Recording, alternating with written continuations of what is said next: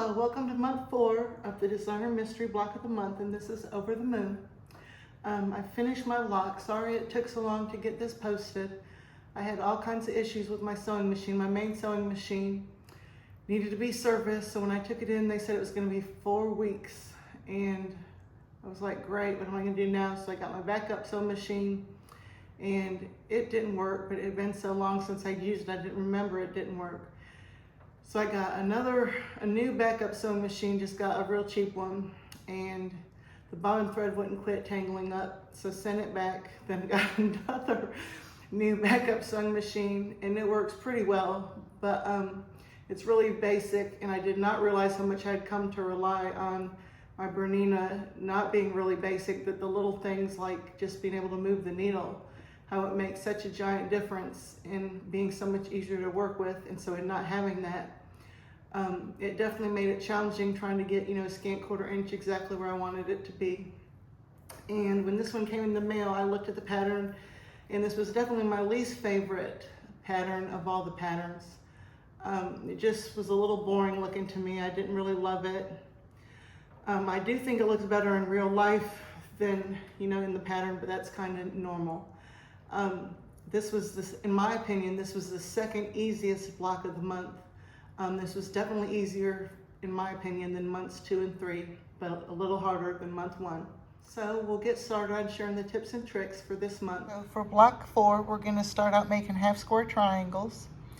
So we need to do a scant 1/4 inch to the right or left, depending on how you like to sew, but I always do mine on the right, of the line that we draw diagonally down the squares.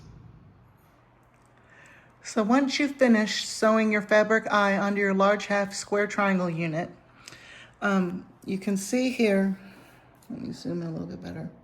I did just a smidge to the right of the line.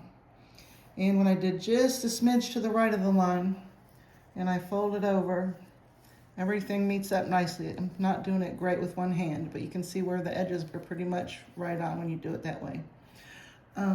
With this one, because of all the issues I'm having with the machine, and I got a temporary new machine, and I couldn't get it to sew to the right. And so you can see on this one, where when it's actually on the line, it ends up a good bit shorter. I mean, that's kind of a lot.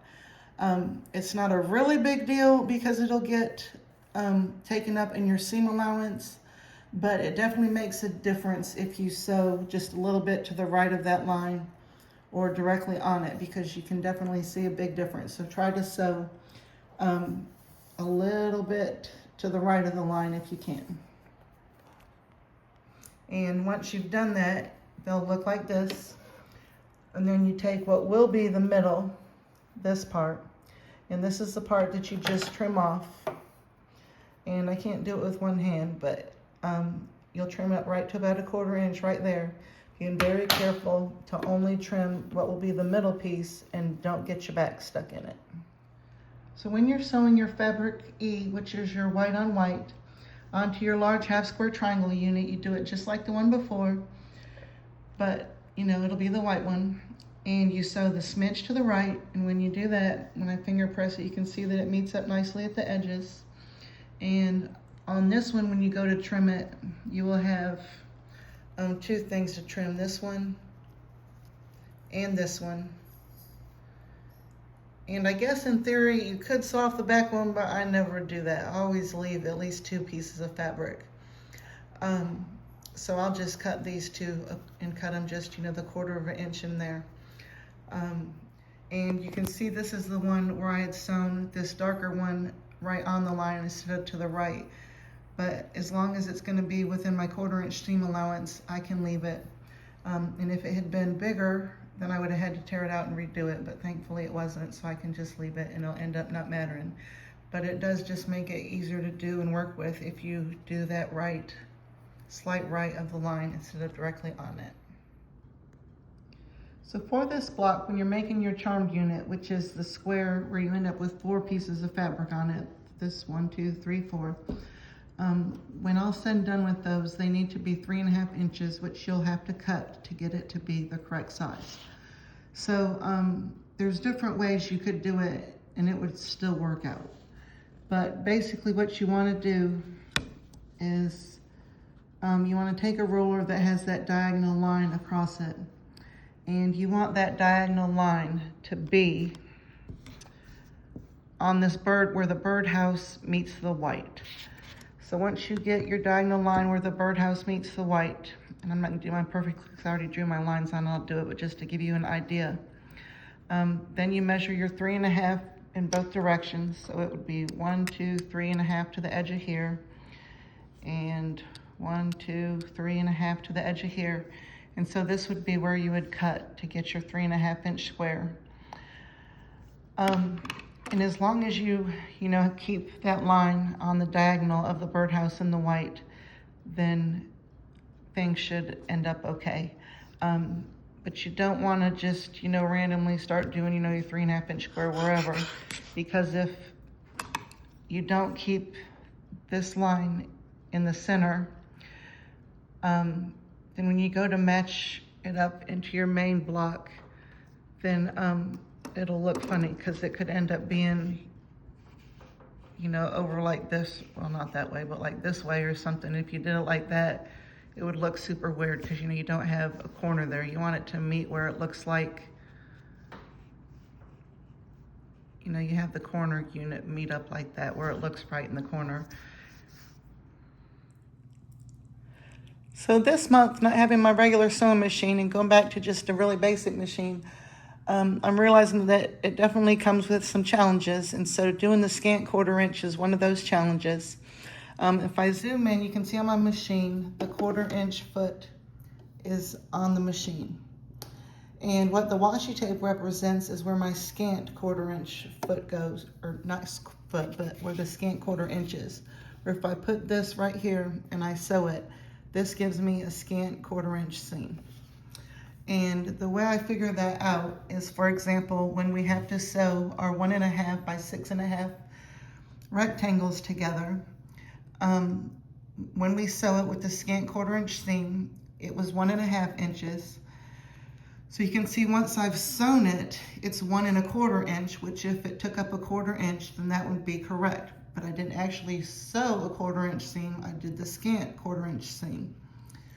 So once you've done your trial and error for that and figured it out, which luckily for me, I've done it enough where I guessed right on the first time. But once you've marked your spot and put your washi tape down where you think will work, then you try and see if it works. And if it does work, then you can just leave it there. And if it doesn't, then you adjust it a little left or a little right, depending on was your scant 1/4 inch too big or too small. But if you're having a hard time getting that scant 1/4 inch and having your things come out correctly, this is how you can test it and make sure that you're doing it right. And now that I am, then I just keep sewing, and I use the edge of my washi tape for where my fabric should be in order to do that scant 1/4 inch so that my measurements come out correctly. So for our eclipse unit, it should look like this. You have a white piece, your dark piece, and your white piece. And I have one under my roller, so it'll be ready to go. Your middle should go from top to bottom and be 1 inch. And your tops and bottoms should both be 1.25 inch and 1.25 inch. So this one is. So it turned out right. So that's wonderful. It's good to go. So in an ideal world, all our patchwork would always turn out perfectly. Everything would always be centered and we wouldn't have any issues. But sometimes when you look, like for example, at this eclipse unit, when we go across the middle and try to see if it's 1 inch totally, it's kind of hard to see because it's dark on dark, but it's actually about 1/16 of an inch too long right here. And then when you look along this bottom line where it should end at the 1.25 inch, it's a little bit too long. And then when you look up here, it's actually a little bit too tall on this side, although it is good over here. So what do we do when we need to fix that? So the first thing we do when we have something that's a little off is we look back at our pattern so we can figure out, hey, how much does this matter or not? So when I look back at the pattern, our eclipse units will end up being at these kind of center pieces. And they will have these, blue pieces kind of on the sides. So when I look at that pattern, I think, okay, is it gonna make a difference if this line or this line is a teeny little bit off, especially when you can kind of hide it this way. So when I look at the pattern, I realize it doesn't have to meet anything perfectly. It's just meeting a solid.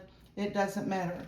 So we don't have to worry about it. Even though my block is a little bit off, I can leave it. So after looking at my pattern and realizing it's okay if this center is a little bit longer in one spot than the other, I can leave it. I still am going to do a little bit just to fix the block to make it easier when I go to attach these, so that they'll be, you know, have straight sides to attach to.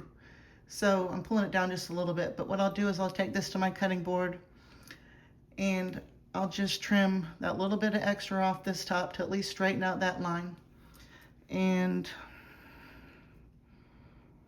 can't see it if I put it there, but I'll trim this one where it's just at the 1/4 inch as well, and trim that. And that's all I'll do to this block. But when we go to put our sides on, wherever the issue is, which for me this one is a little bit longer, so I'm going to make it so that that's the part that disappears when I go to put my corner triangle unit on, so that it really won't even be there. It'll end up being covered up and you won't even be able to see it. And also when you go to sew that unit on, you'll still need to use the scant 1/4 inch seam allowance. And if you get confused when you go to do these, just remember whatever part you're going to fold up, which for us this is this part here, we'll fold it up to pull it back to make our unit. You sew slightly to the part that isn't that part that's going to move. So for us, you know, it would be this bottom piece, so that's why I sewed just a little bit off the line on this part. So if you ever forget, just remember whatever part's moving, that's not the part you sew on the other part. And that helps you know exactly where it needs to go. And then I can zoom back out a little bit so you can see that when you do this, that 1/4 triangle unit will be just right on there.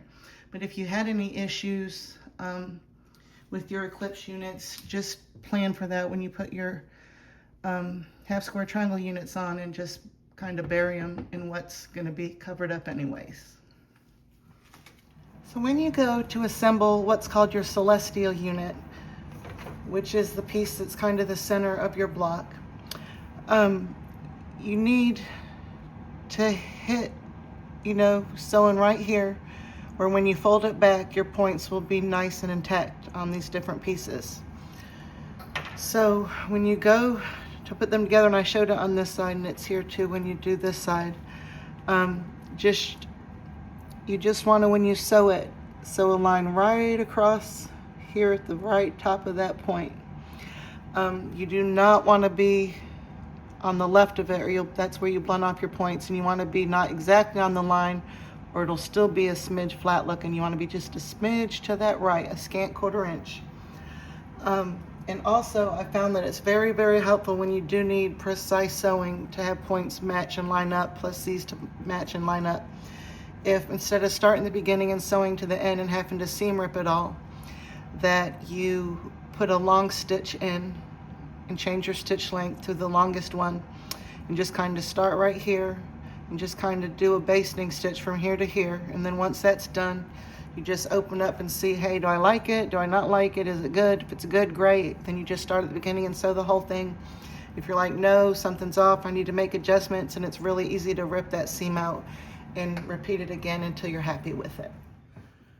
So this block was also hard for me to get going on, because in addition to the issues with my sewing machine, I knew that because of the issues with my sewing machine, this block was never going to be as good as my other blocks. And it's hard for me to start something when I know before I even start it that it's not really going to turn out right. When all said and done, it turned out a lot better than I expected. When I put my 12.5 inch ruler on it, it is a little bit off. I mean, there's definitely a little bit of spots here and there that aren't perfect, but it actually turned out way better than I ever expected it to.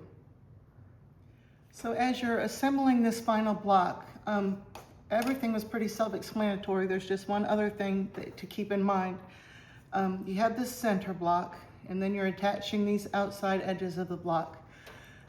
Something to keep in mind is that you want these corners where you put, you know, this piece and assemble them, you want them to meet neatly, so that when we come along and sew this side up, you'll have nice points here, here, here, here, here, here, here, and here.